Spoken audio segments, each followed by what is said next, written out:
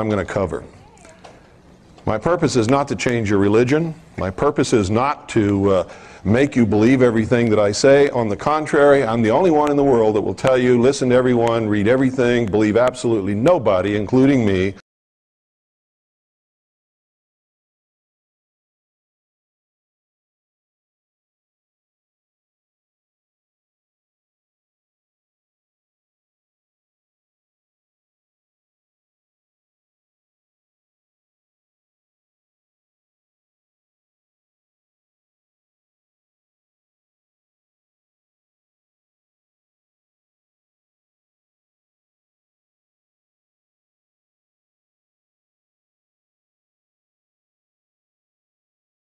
We called for an immediate end to the killing in Syria, and we urged the Joint Special Envoy, Kofi Annan, to set a timetable for next steps. The world will not waver. Assad must go, and the Syrian people must be free to choose their own path forward.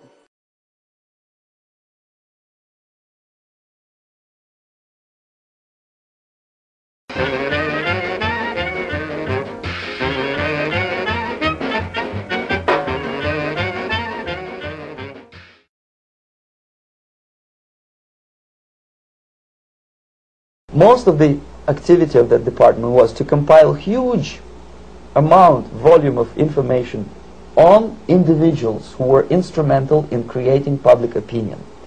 Publishers, editors, journalists, actors, educationalists, professors of political science, members of parliament, representatives of business circles. This was my instruction. Try to get into large circulation, established conservative media. Reach, filthy rich movie makers, intellectuals, so-called academic circles. Cynical, egocentric people who can look into your eyes with angelic expression and tell you a lie. These are the most recruitable people, people who lack moral principles, who are either too greedy or too suffer from self-importance. They feel that they matter a lot. These are the people who KGB wanted very much to recruit. Ideological subversion is the process which is legitimate, overt, and open. You can see it with your own eyes. All you have to do, all American mass media has to do, is to unplug their bananas from their ears, open up their eyes, and they can see it. There is no mystery. There is nothing to do with espionage. It's a slow process which we call either ideological subversion or active measures, активные мероприятия in the language of the KGB, or psychological warfare. Marxism-Leninism ideology is being pumped into the soft heads of at least 3 generations of American students without being challenged or counterbalanced by the basic values of Americanism, American patriotism. It's a great brainwashing process which goes very slow, and it's divided in 4 basic stages. The first one being demoralization. It takes from 15 to 20 years to demoralize a nation. The demoralization process in the United States is basically completed. The result you can see. Most of the people who graduated in the 60s, dropouts or half-baked intellectuals, are now occupying the positions of power in the government, civil service, business, mass media, educational system. You are stuck with them. You cannot get rid of them. They are contaminated. They are programmed to think and react to certain stimuli in a certain pattern. Exposure to true information does not matter anymore. A person who was demoralized is unable to assess true information. The facts tell nothing to him. Even if I shower him with information, with authentic proof, with documents, with pictures, even if I take him by force to the Soviet Union and show him concentration camp, he will refuse to believe it until he is going to receive a kick in his fat bottom. When a military boot crashes then he will understand, but not before that. That's the tragic of the situation of demoralization. Basically, America is stuck with demoralization, and unless, even if you start right now, here, this minute, you start educating new generation of Americans, it will still take you 15 to 20 years to turn the tide of ideological perception of reality. People who think they are living at a peacetime. False. United States is in the state of war. Undeclared total war. The next stage, of course, is crisis. It may take only up to 6 weeks to bring a country to the verge of crisis. This is what will happen in the United States if you allow all these schmucks to bring the country to crisis, to promise people all kind of goodies and the paradise on earth, to destabilize your economy, to eliminate the principle of free market competition, and to put a big brother government in Washington, D.C., with benevolent dictators who will promise lots of things, never mind whether the promises are fulfillable or not. He will go to Moscow to kiss the bottoms of new generation of Soviet assassins, never mind. He will create false illusions that the situation is under control. Situation is not under control. Situation is disgustingly out of control. After crisis, with a violent change of power, structure and economy, you have so-called the period of normalization. It may last indefinitely. The next stage is destabilization. This time, subverter does not care about your ideas and the patterns of your consumption. Whether you eat junk food and get fat and flabby, it doesn't matter anymore. You have literally several years to live on unless the United States wake up.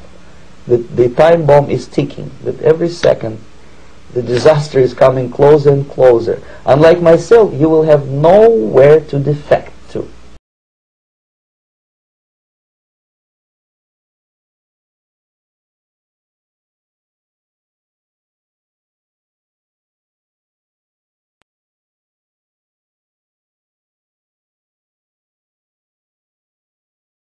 Unfortunately, you've grown up hearing voices that incessantly warn of government as nothing more than some separate, sinister entity that's at the root of all our problems.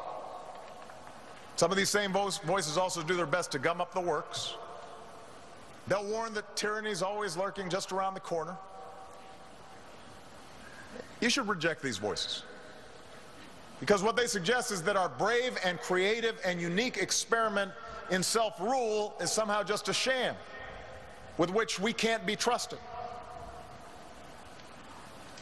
We have never been a people who place all of our faith in government to solve our problems. We shouldn't want to. But we don't think the government is the source of all our problems either, because we understand that this democracy is ours.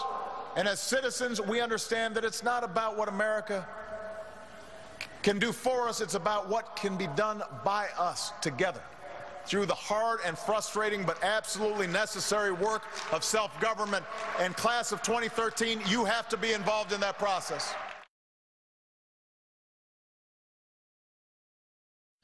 Let us never tolerate outrageous conspiracy theories concerning the attacks of September the 11th.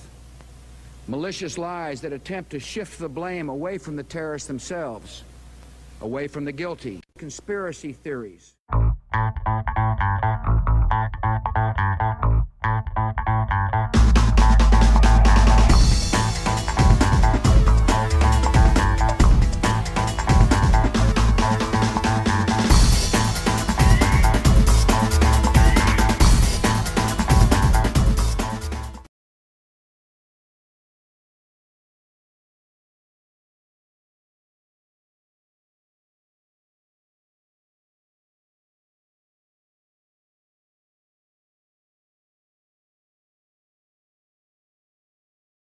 Catch me in a Foley.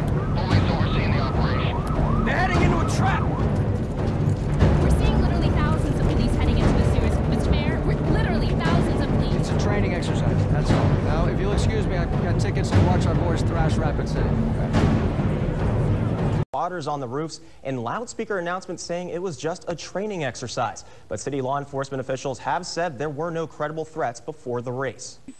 To the participants, do not worry. This is just a training exercise. Evidently, I don't believe they were just having a training exercise. I think they must have known, they must have had some kind of threat or suspicion called in.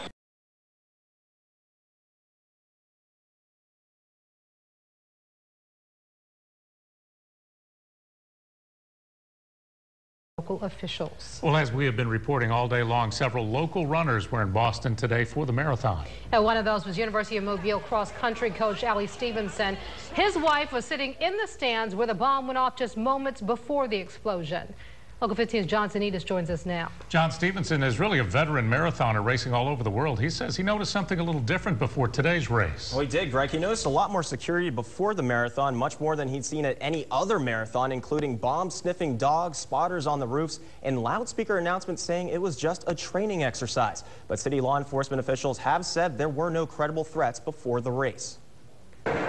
My wife, Melanie, she had been sitting right where the explosions went off. Cross-country coach Allie Stevenson had just crossed the finish line. She had come to see me at the finish, and then we were walking back down towards the finish area. Then, right where his wife had been sitting. And all of a sudden, we heard a loud explosion, and this big sulfur smell came through, and then another big explosion went off, and then people just started running, and then people crying in the street. It was a horrible experience. Stevenson remembered seeing heightened security before the marathon. At the start line this morning, they had bomb spotters on the roofs of the buildings, and they had bomb-sniffing dogs coming up and down at the start line, and Melanie said there was bomb-sniffing dogs at the finish line. They even made announcements on the loudspeaker about the increased security. They kept making announcements saying to the participants, do not worry, this is just a training exercise. Evidently, I don't believe they were just having a training exercise. I think they must have known. They must have had some kind of threat or suspicion called in. Stevenson says he's been at plenty of marathons in major cities, but he's never seen that level of security. I've run in some of the biggest marathons in the world. I've run in London, in the Washington, D.C. one, Chicago, and I've never seen anything like that before a marathon. Now, Stevenson tells me the fact that he finished the marathon when he did and his wife left her seat to meet him when she did right before the explosions is just plain miraculous. Greg and Kim. John, thanks. I talked with Pastor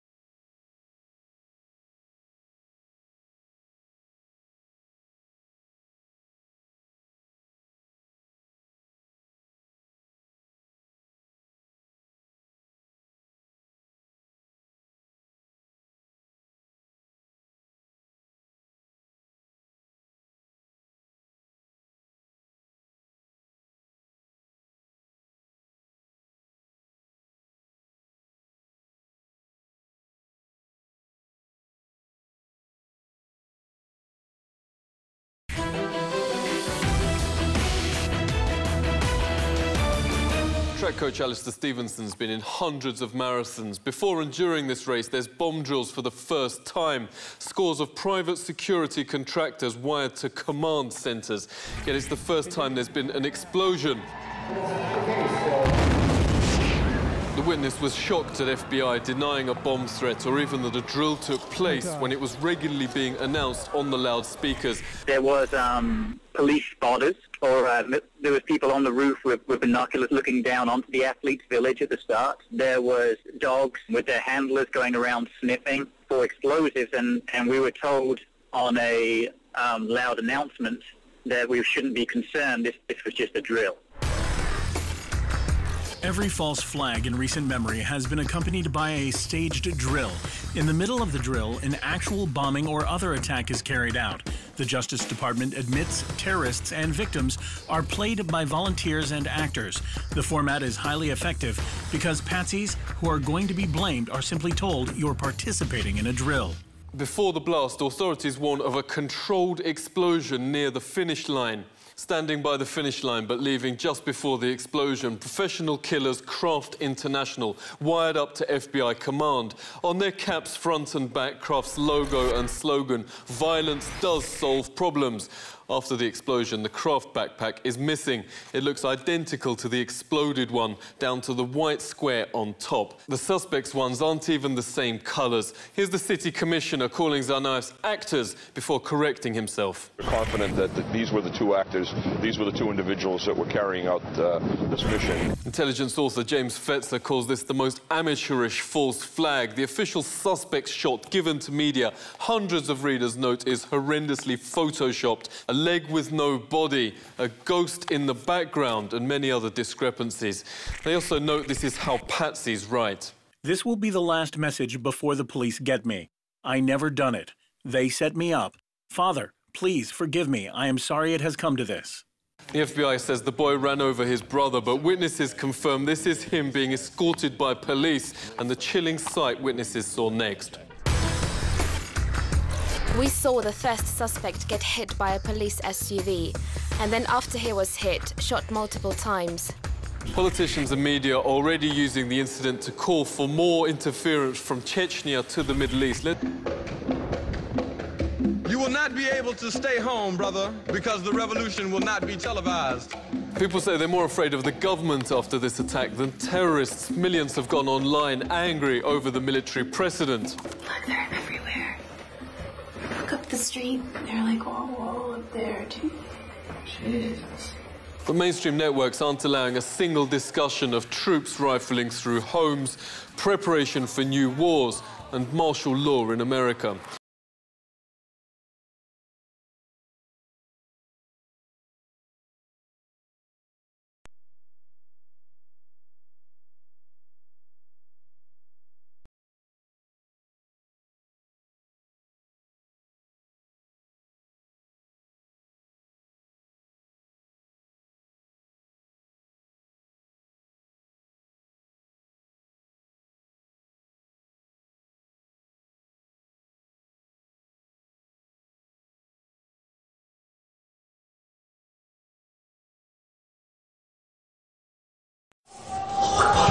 An overnight attack in Syria's capital. Amateur video capture a series of powerful explosions in the Qasim Mountains.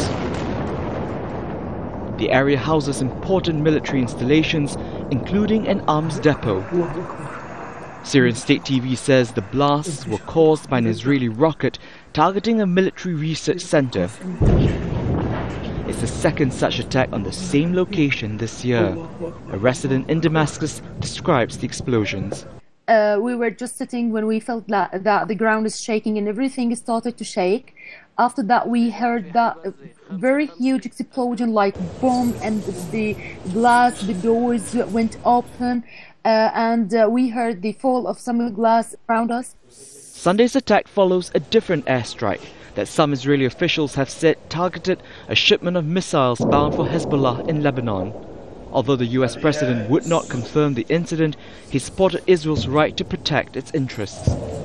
What I have said in the past, and I continue to believe, is that the Israelis justifiably have to guard against the transfer of advanced weaponry to terrorist organizations like Hezbollah. On Saturday, Syria's president made a rare public appearance at Damascus University.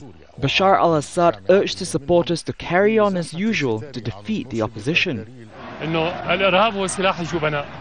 Throughout history and across cultures, terrorism has been the weapon of the cowardly. That's why they attacked the students and the teachers. But once they saw the Syrian military, those cowards fled. When we live our life and have as much normal life in the country, they will break down. But this is normal life. Fighting on the ground, shelling from the air, and neighborhoods turned into rubble as the world watches on. Gerald Tan, Al Jazeera. Joined by Asia Times online correspondent Pepe Escobar. He's in London at the moment. Pepe, we've just heard from the US saying that Israel is justified over its concerns over the Hezbollah threat. So what Israel has done in self-defense is right, isn't it? Look, let's recapitulate. First of all, this is an act of war, an unprovoked act of war, and a provocation at the same time. Why happening now? Starts with Chuck Hagel's head of the Pentagon tour of the Middle East and Israel a few days ago. Remember that Chuck Hagel was against arming the rebels in Syria. Then he changed his mind. He said that the rebels actually used chemical weapons in Syria with no evidence. At the same time, the rebels start losing ground inside Syria. The Syrian army has been making advances in the Hama Homs corridor these past few weeks. And at the same time, we also know that all these divergent strands of the Free Syrian Army, they're basically the ones that really fighting on the ground. They are jihadis. Obama cannot arm jihadis in Syria, period. So what is his fallback plan? A kind of mini shock and awe. But will the U.S. Start a shock and awe in Syria? No, it's by proxy. It's via Israel. And this is exactly what Hagel and the Israelis were discussing only a few days ago. So you're saying that Israel has gone ahead. Public opinion. So you're saying Israel has gone ahead with this with U.S. blessing. It didn't act alone.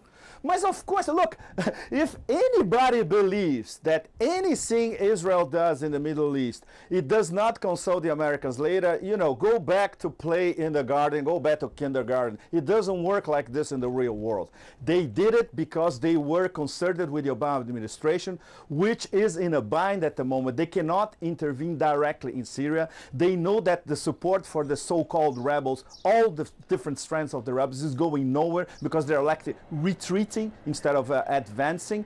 So Israel, with this provocation, they're waiting for a response, either from Syria, either from Hezbollah, or better yet, from the point of view of the Obama administration and Israel, from Iran. So if Iran and Syria don't do anything for the moment, they just wait, this will be seen as it is, just a provocation. But if there is, you know, the slightest bit of a response from either Syria or Iran, that's the perfect pretext for what? A mini shock and awe against Syria. So what sort of response then are you expecting from Syria? It surely can't just choose another conflict, bearing in mind its circumstances at the moment. And Iran, would that really respond militarily to what's happened in Syria with regard to what Israel's done?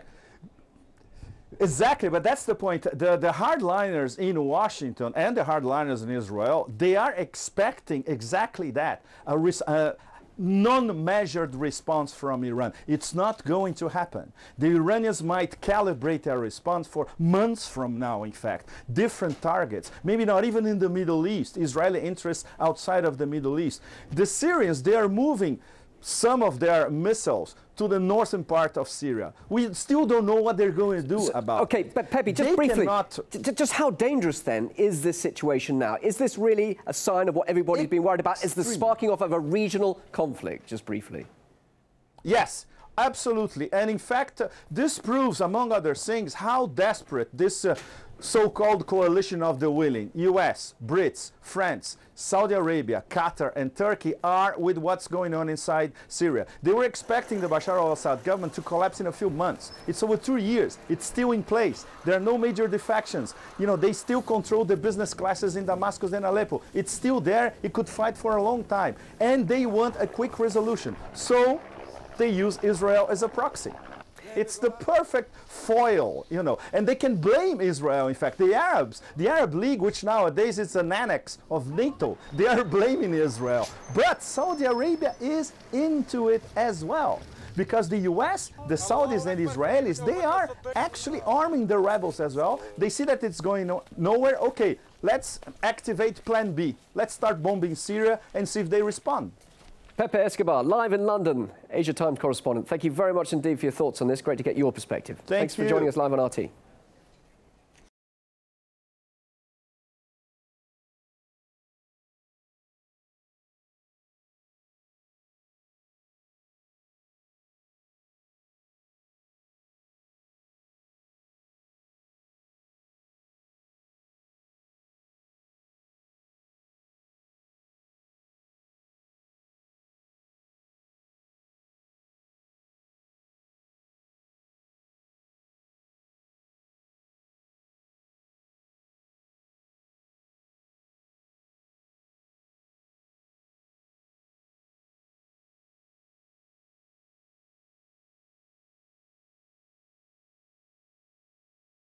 Plus a real stunner out of Iran.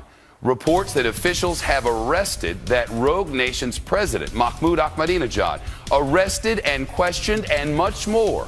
What is happening in Iran? We'll get to that coming right up. We're tracking some other major news today, including how the president of Syria showed his face in public for the first time in more than a month. He appeared even as a civil war rages around him, one that has left an estimated 70,000 people dead as of 2 months ago. Bashar al-Assad spoke with workers at a power plant and told them that he hopes to have the country at peace by this time next year. And he also said this. We are now all standing in defiance. This is a challenge of whether we will cover in fear or remain fearless. We will not be afraid. That from a man accused of murdering his own people. Assad's comments also came days after the White House said intelligence shows the Iranians may have, well, I should say the Syrians may have started using sarin nerve gas on their own people. Officials in Iran have reportedly arrested the Iranian president Mahmoud Ahmadinejad. Arrested him. That's according to Great Britain's Guardian newspaper. The newspaper quotes a source within Iran's Revolutionary Guards. That source says officials with the supreme leader held Ahmadinejad for 7 hours and gave him a warning. Stop creating problems for the regime. That's after Ahmadinejad reportedly threatened to expose fraud in that government. Developments on that.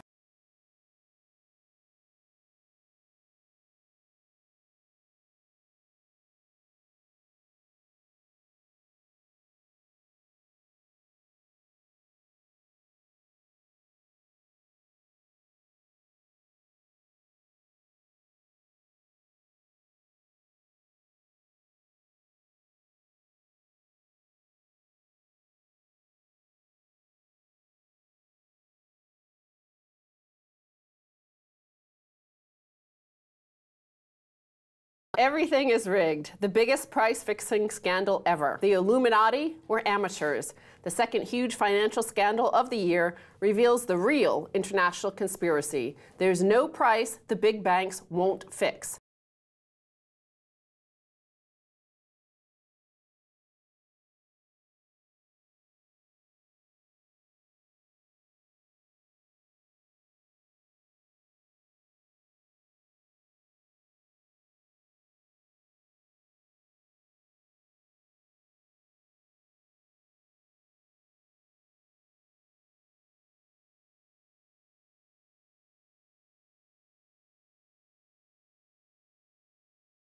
Earlier today, this video was uploaded, a shot across the bow and a whole new battle on guns.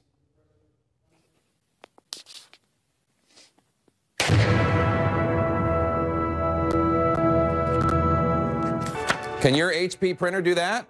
And by that, I mean print a 3D pistol called the Liberator, one that can be fired on what looks to be the set of a Quentin Tarantino movie.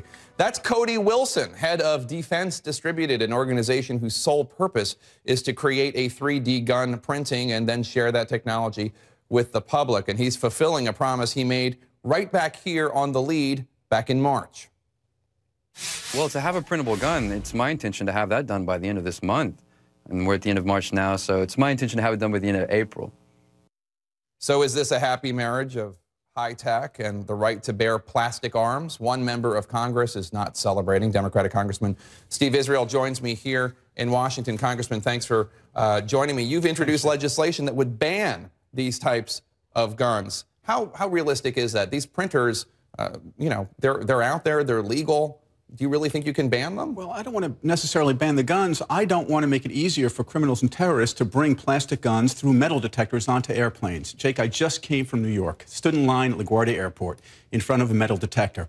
Metal detector is a good idea. You don't want bad guys bringing guns. But as we just saw from that video, the metal detectors may be obsolete technologies now that you can actually make a plastic gun and bring it on a plane. So what's your solution? My solution is to simply extend something that has been on the books for 10 years, the Undetectable Firearms Act, that says that you cannot manufacture and transport weapons that cannot be picked up by metal detectors. It was common sense in 2003 when George Bush signed the law. It is now urgent sense now that the 3D printers are actually manufacturing these plastic weapons, and now that the law is expiring at the end of this year. Is this a genuine threat? I mean, these printers cost about, I've heard estimates from $8,000 to $13,000. Do you think people are really going to follow in his footsteps and print these kinds of guns? The printers themselves can be transformational technologies. I'm all for 3D printers, and I'm all for the economic benefits that they will provide. I'm also for common sense. The cost of these printers is reduced quickly. It's getting easier and easier to make these weapons. We shouldn't make it easier for terrorists and criminals to bring these plastic weapons onto planes. It's just that simple. Well, it's common sense, but correct me if I'm wrong, it doesn't seem like there's a lot of appetite for gun control legislation, whether it's metal guns or plastic guns. Is this something you think you actually could get passed? Well, I'm going to try. I can't think of any single argument that makes sense that we should not extend.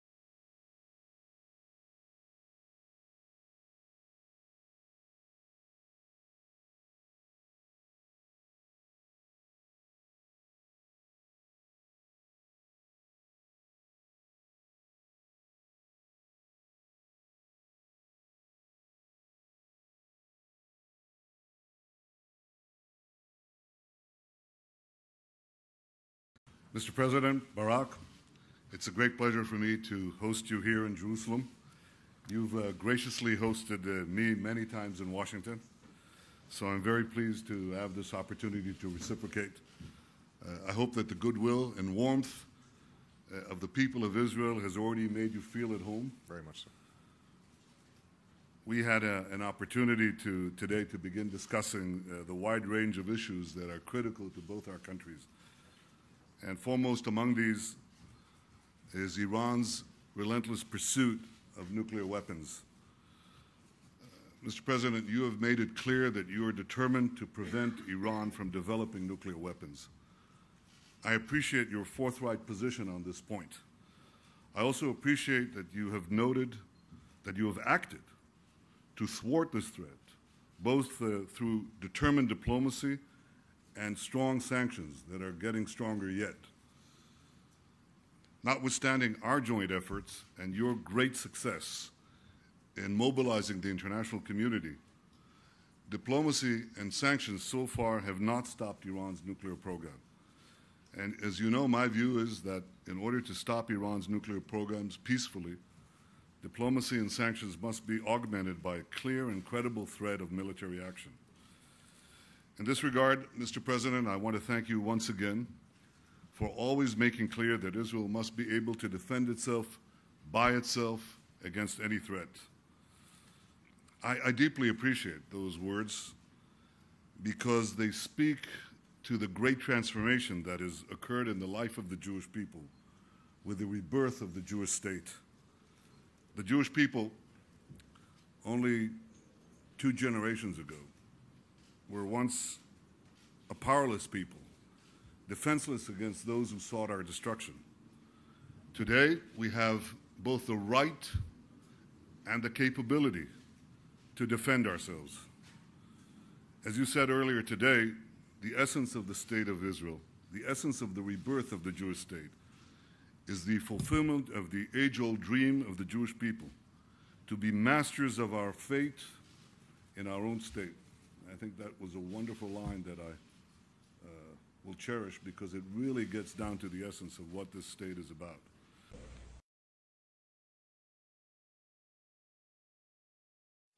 What is freedom? The right to choose. As long as I don't hurt the person or property of any other human being, I can believe what I want, go to whatever church I want, be whatever I want, read whatever book I want, do whatever I wish, and do it abundantly and with prosperity. And without freedom, I couldn't do any of it, neither can you. You see? And I'm telling you, don't believe me unless in your own research you can prove what it is that I'm telling you. Because this is the age of deception. And if you don't believe that, you might as well go home right now because you're in the wrong place. This is the age of deception.